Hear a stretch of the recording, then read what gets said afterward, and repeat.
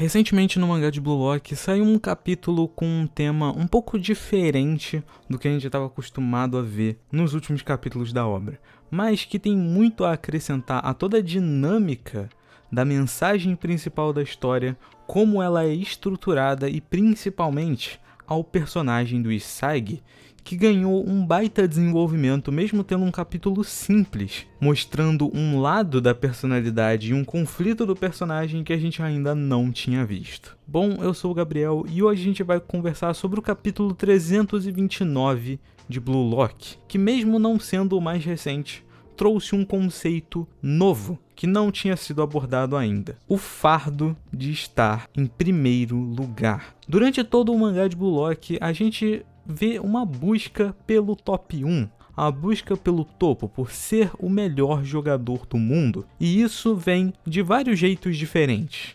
Você vai ter personagens como o Isagi, que desde o primeiro capítulo deixa claro a sua ambição por ser o melhor jogador do mundo. Ou você também tem o Rin, que além de querer ser o melhor do mundo, também quer derrotar o seu irmão Itoshi-sai, e vários outros personagens que têm ambições diferentes, mas todas que no final levam para o mesmo lugar, todos querendo alcançar o topo do mundo, se tornarem o melhor jogador do mundo. A obra de Blue Lock é sobre isso, é sobre como todos esses egos, todos esses pensamentos, ambições e individualismos de cada um se cruzam e se reforçam, se melhoram, forçam uns aos outros a evoluir para que no final um deles consiga concluir o seu objetivo. Claro, com todos eles melhorando durante o caminho, logicamente. A obra de Blue Lock sempre foi sobre isso, sempre foi sobre alcançar o topo. Mas, afinal, o que exatamente significa chegar ao topo? O que significa ser o melhor? Dentro da obra a gente tem alguns exemplos de personagens que possuem motivações diferentes para almejar esse objetivo. Você vai ter personagens como o Barou, que quer ser o melhor jogador do mundo só porque ele tem essa fixação por ser um rei e ele acredita que o futebol é um método para atingir isso. Ou o Isagi, que simplesmente tinha um desejo pela vitória e se ele for o melhor do mundo, ele consequentemente vai ter vencido. Mas dentre todos esses pontos, a gente já viu alguns personagens que de alguma forma já atingiram o topo do ranking em algum jeito, de algum nível eles já chegaram no topo das suas categorias, e eu acho válido a gente mencionar eles aqui para a gente explorar um pouco do que significa estar no topo. Começando por Itoshi Rin, que foi o top 1 do Blue Lock por um bom tempo. O Rin, sendo o top 1, não demonstrava muito apreço pela posição que carregava, embora a gente sempre viu o ponto de vista dos outros acerca do Rin no top 1. Eles viam ele como uma figura inalcançável, como um rival extremamente poderoso que deveriam superar, um obstáculo, um ponto de quebra, o local aonde eles queriam chegar caso eles desejassem dar um passo além e se tornarem os melhores do mundo. Essa foi sempre a figura que o Rin representou. Claro, a gente nunca viu, como eu falei, a perspectiva do Rin acerca desse assunto, porque pouco é mostrado em relação a ele. E eu creio que isso seja proposital, afinal o Rin nunca se importou de fato com ser o número 1 do Blue Lock. Ele só era melhor que todos os outros, e isso nunca importou de fato para ele, afinal a única pessoa que ele queria superar era Itoshi-sai. E desde que ele conseguisse fazer isso, isso não seria nenhum problema para ele. Por outro lado, Michael Kaiser tem outro ponto. Kaiser foi por muito tempo o melhor jogador, o imperador do Bastard, mas isso tem um ponto muito específico sobre o personagem. O Kaiser tem uma fixação com ser adorado. Pelo passado e pelo que ele sofreu durante a infância, o Kaiser tem pouca compreensão acerca do que é o amor. Então, quando ele sente a adoração, a idolatria do público, ele se sente amado, e é por esse sentimento que ele joga, que ele persegue o número 1. A questão é que quando o Kaiser chegou no topo do Bastard, ele acabou se acomodando, criou uma imagem de imperador acerca de si, e isso acabou envenenando ele aos poucos ao ponto que ele começou a fracassar quase que inconscientemente. Ele não tinha mais a mesma ambição, estava quase perdendo a fome por crescer cada vez mais. Afinal, como ele já estava num topo de alguma coisa, ele acabou perdendo o senso de se superar e de superar outro rival. Essa figura que ajudou ele a superar esse ponto foi o Isagi, que aos poucos foi empurrando ele para fora do trono, até o ponto que, mesmo continuando como um dos melhores do Bastard, o Kaiser conseguiu se reinventar, conseguiu perceber que o top 1 é venenoso. E o Kaiser acaba servindo justamente como a primeira representação dentro da obra de como estar no topo pode não ter necessariamente apenas pontos positivos. Afinal, estar no topo foi o que piorou o Kaiser aos poucos. E por último, Noel Noah, o melhor jogador do mundo. O Noah demonstra uma superioridade técnica em praticamente todos os sentidos do que a gente vê dentro da obra. Poucos jogadores fazem melhor do que o Noah em alguns aspectos.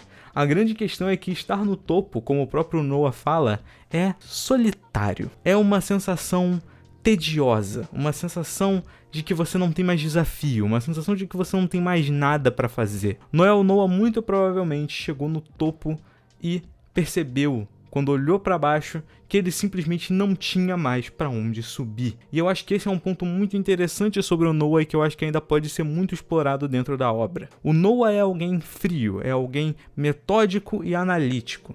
Então quando ele chegou no topo usando apenas da lógica, quanto mais o tempo passava, mais ele percebia que essa lógica também o envenenava, também tirava de si a oportunidade de ficar ainda mais forte e de conseguir ter rivais à sua altura com quem jogar. E por que eu citei esses 3 pontos? Porque esses 3 personagens são as figuras de top 1 mais emblemáticas que a gente tem na obra até o momento. E junto deles agora a gente tem uma quarta, o próprio Isagi, que chegou no topo do Blue Lock ao fim da Liga Não Egoísta. Não só isso, como também se tornou o rosto principal da seleção japonesa. As pessoas esperam muito de Isagi Yoichi, querem ver o que ele consegue fazer dentro do campo, como ele vai levar a seleção japonesa à vitória, assim como ele disse no final do jogo do Sub-20. Mas como a gente acompanha no capítulo 329, essa pressão está aos poucos corroendo a mente do Isagi. A gente já tinha visto isso em alguns capítulos,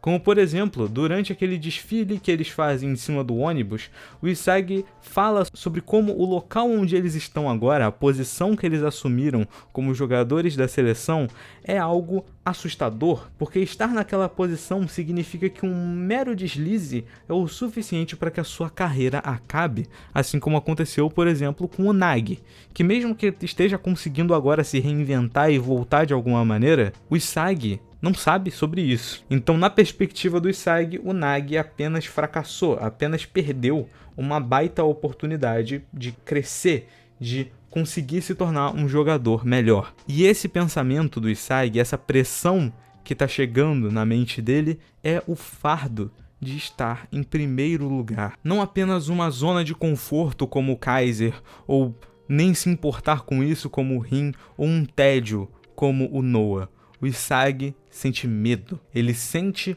um temor de estar na posição que está, mesmo sendo algo que ele sempre quis. Porque estar no top 1 e tentar superar o top 1 são coisas bem diferentes. Como o capítulo 329 ressalta, muitos dos personagens que a gente acompanha durante o Blue Lock agora estão também com a ambição de superar o Isagi.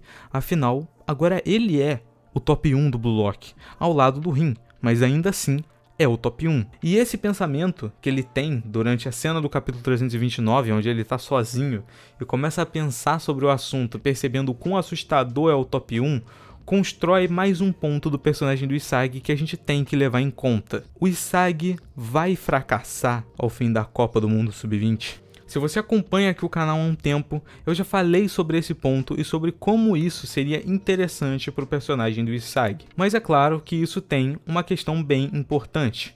Fracassar na Copa do Mundo Sub-20 significa diretamente o fim do Blue Lock, pelo menos até onde a gente sabe.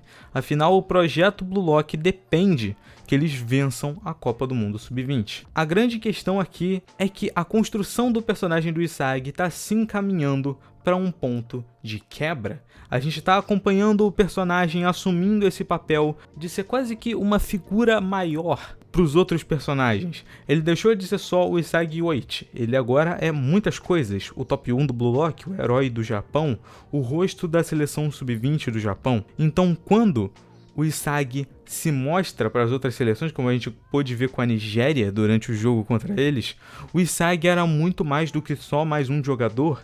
Ele era o rosto, ele era a cara daquele time, basicamente o jogador principal do que estava acontecendo ali. E agora, com o passar do tempo, essa pressão, esse sentimento pode acabar levando o Isagi a um fracasso.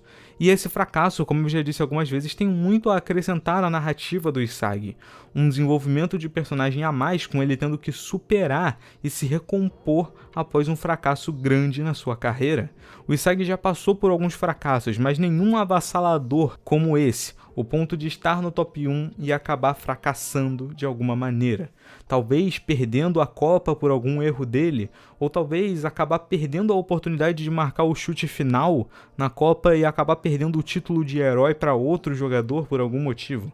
A maneira como ele vai fracassar pouco importa, mas eu acredito sim que ele pode acabar fracassando devido a essa pressão e esse fardo que ele acredita estar carregando atualmente no momento do mangá. Só para fechar esse ponto em particular também, eu acredito sim que eles podem acabar perdendo esse primeiro jogo contra a França. Se você está lendo os capítulos atuais do mangá de Blue Lock e na data que eu estou gravando esse vídeo, no final de dezembro de 2025, o jogo contra a França acabou de começar e eles já tomaram um gol logo no primeiro capítulo da partida. Esse jogo tende a ser completamente avassalador para o lado da França. Eu acredito sim que a França vai derrotar o Japão, até porque eles estão nas fases de grupos, então perder uma partida durante essa etapa é relativamente comum, mas eu acredito que eles podem acabar se reencontrando com a França mais para frente dentro do torneio e talvez até perder de novo.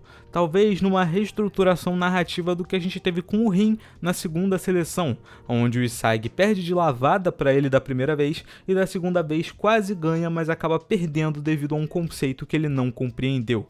Eu acredito que usar desse molde narrativo novamente seria bem interessante, justamente para recontar o que aconteceu com o Rin no passado. E aí, se ele fracassaria ou não nessa tentativa, dependeria do caminho que o personagem seguiria. Caso o autor opte por uma quebra de expectativa, ele poderia colocar o Isagi vencendo da França no segundo jogo, justamente para recontar o que aconteceu com o Rin. Se no passado o Isagi perdeu a revanche para o Rin, aqui o Isagi ganha a revanche contra a França. Seria uma saída interessante e que teria muito bem a adicionar para o personagem. Mas bem, o vídeo foi isso. Queria mais conversar com vocês sobre esse assunto, porque eu achei um tópico bem interessante e eu não vi tanta gente falando sobre, mas é isso que eu tenho sobre os meus pensamentos acerca desse capítulo e do que pode estar vindo pro personagem do Isagi. No mais é isso, até o ano que vem, esse aqui é o último vídeo do ano, deixa o like, se inscreve, feliz ano novo, até o próximo vídeo e falou!